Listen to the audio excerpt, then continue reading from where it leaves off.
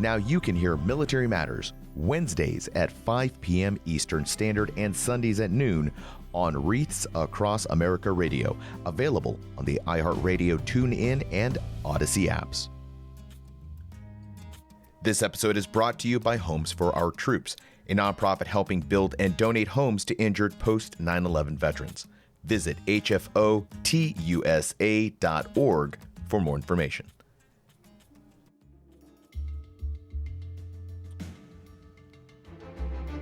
And welcome to another Fast Take. I'm Rod Rodriguez. In the last episode, we revisited the murder of Vanessa Guillen on Fort Hood. And for those who may have missed that re-release, Vanessa Guillen was a young Army specialist who was brutally murdered on Fort Hood. And her death was not just another criminal case, but a catalyst that ignited a nationwide conversation on sexual harassment and assault within the U.S. military. Now, let's talk about the subsequent developments, beginning with some legislative changes.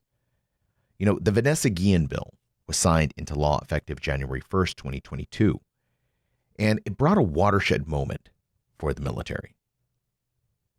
For the first time, the decision to prosecute cases of sexual assault and harassment was removed from the chain of command and placed into the hands of independent authorities.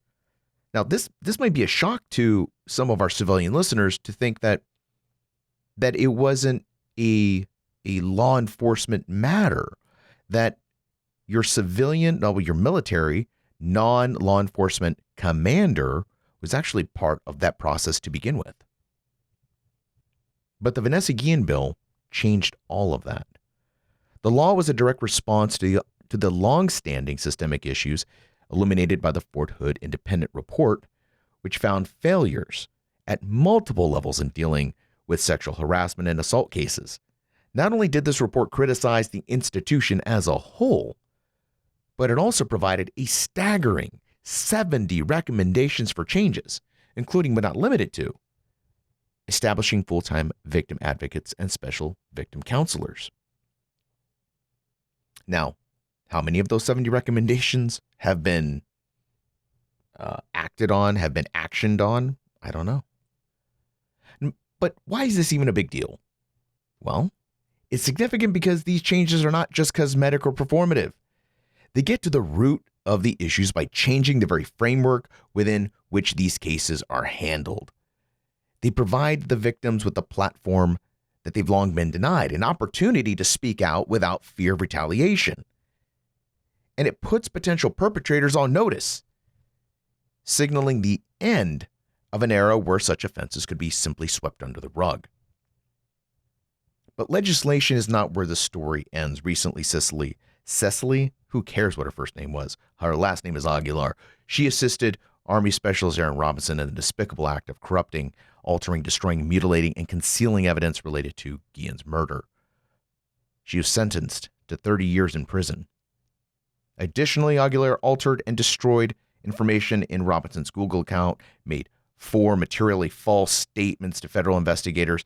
The sentence, while it can't bring back Vanessa Guillen, serves as a grim but necessary example that those who obstruct justice are just as complicit in the heinous crimes, and they will face significant consequences. Her 30-year sentence sends a powerful message. It tells us that the rot didn't just stop at a dysfunctional system, but extended to individuals willing to exploit it. It demonstrates that justice may be slow, but it's relentless in its pursuit. And it highlights the need for not only systemic, but also individual accountability. So where do we go from here? Legislation like the Vanessa Guillen bill and the severe sentencing of individuals like Aguilar are steps in the right direction, yet they are just that, steps. The journey towards eliminating sexual harassment and assault within the military is long and fraught. While these developments are encouraging, they must be the beginning of a continuous, rigorous effort to change not just policies, but also the deeply entrenched cultural norms that enable such behavior in the first place. The Vanessa Guillen murder also opened the public's eyes to what happens behind closed doors on our military installations. The public became aware that Army business sometimes meant indulging the culture of cover-ups, and that this behavior was eerily reminiscent of other institutions like maybe the Catholic Church and its handling of pedophile priests. Yeah, you heard me correctly. It's a harsh comparison, but it's not entirely off base. The instinct to cover up rather than confront systemic issues head on is not unique to any one institution. In the Army, it is manifested in ways that are deeply troubling. Leadership, which should have been kicked out, released, maybe brought up on charges.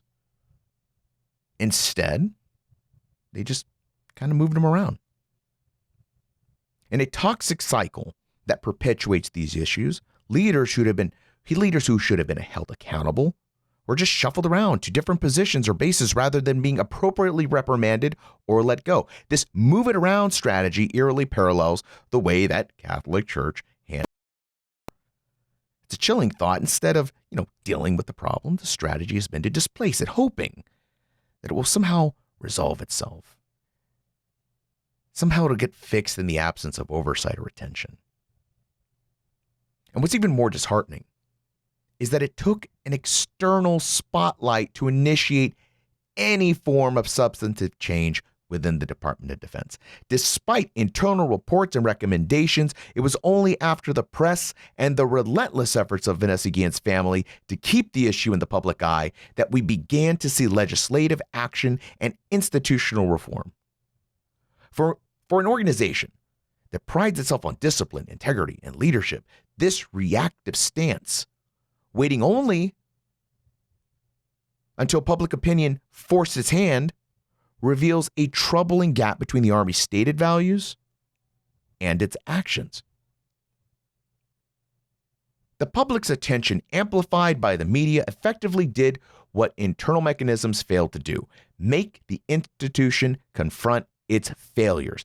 Vanessa Guillen's family refused to let the spotlight dim, and their tenacity paid off with legislative action such as the Vanessa Guillen bill, and forced the Department of Defense to self-examine and initiate changes.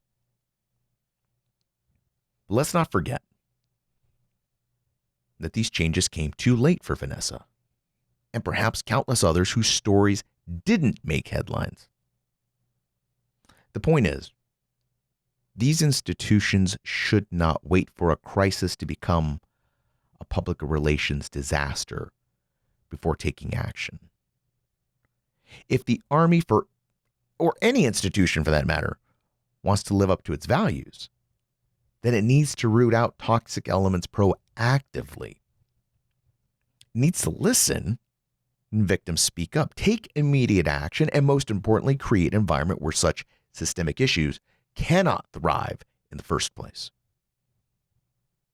To circle back to the uncomfortable but relevant comparison with the Catholic Church, if the Army wants to distance itself from such damning analogies, it has to do better.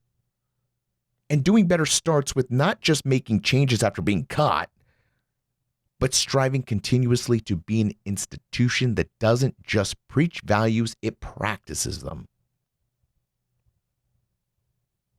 Before we wrap up this episode, there's a pressing issue I want to address: the criticism directed towards journalists and podcasters like ourselves who delve into the shortcomings of revered institutions such as the Army, the Navy, the Marine Corps, Special Operations. Some detractors argue that by focusing on the negative aspects, we are essentially targeting or besmirching the reputation of these institutions. But let's unpack that for a moment. The idea that an institution is so sacred that it should be immune from scrutiny is fundamentally flawed. The very essence of a democratic society rests on the ability to question, critique, and hold institutions accountable, especially those endowed with significant power and resources. Just because we criticize aspects of the military doesn't mean we disregard its value or the sacrifices of those who serve. In fact, it's quite the opposite. The aim is to ensure that the institution lives up to the high standards it sets for itself and that it claims to uphold. Moreover, it's crucial to understand that focusing on issues like cover-ups or systemic failure isn't an act of vilification. It's an act of transparency. If an institution is sound and its actions are justifiable, it should have no reason to fear scrutiny. On the other hand, if there are cover-ups and malpractices, then it's not the act of scrutiny that's damaging the institution's reputation, it's the cover-ups themselves. As the saying goes, sunlight is the best disinfectant. The notion that journalists, podcasters, or critics are the ones perpetuating the culture of cover-up is not just incorrect, it's dangerously misleading. It diverts attention away from where it's most needed, on the actions that necessitated the scrutiny in the first place. In the context of Vanessa Guillen or similar stories, if there weren't lapses in judgment, ethics, or protocol, there wouldn't be negative stories to tell. Blaming the messenger rather than addressing the message only serves to perpetuate the very culture of cover-ups that needs dismantling. It creates an environment where these issues continue to fester in the shadows, unaddressed, unresolved, ultimately betraying the very principles that these institutions, like the military, claim to uphold.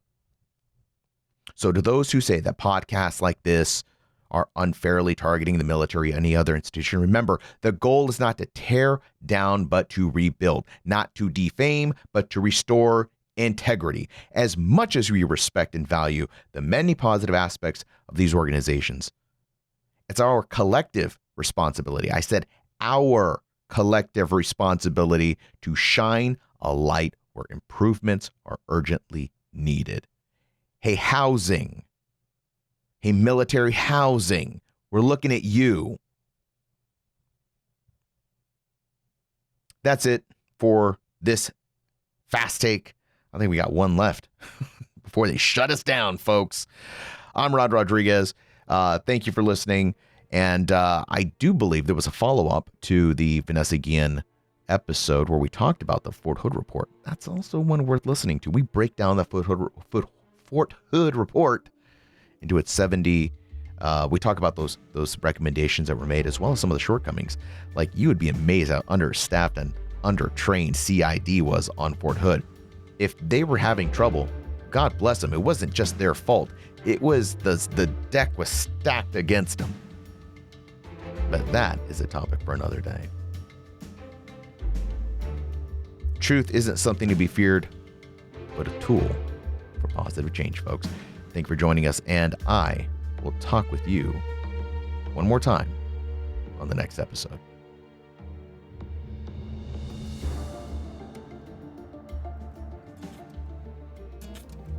This episode was brought to you by Homes for Our Troops, a nonprofit helping build and donate homes to injured post-9/11 veterans.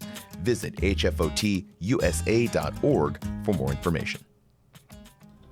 Now you can hear Military Matters Wednesdays at 5 p.m. Eastern Standard and Sundays at noon on Wreaths Across America Radio, available on the iHeart Radio, TuneIn and Audacy apps.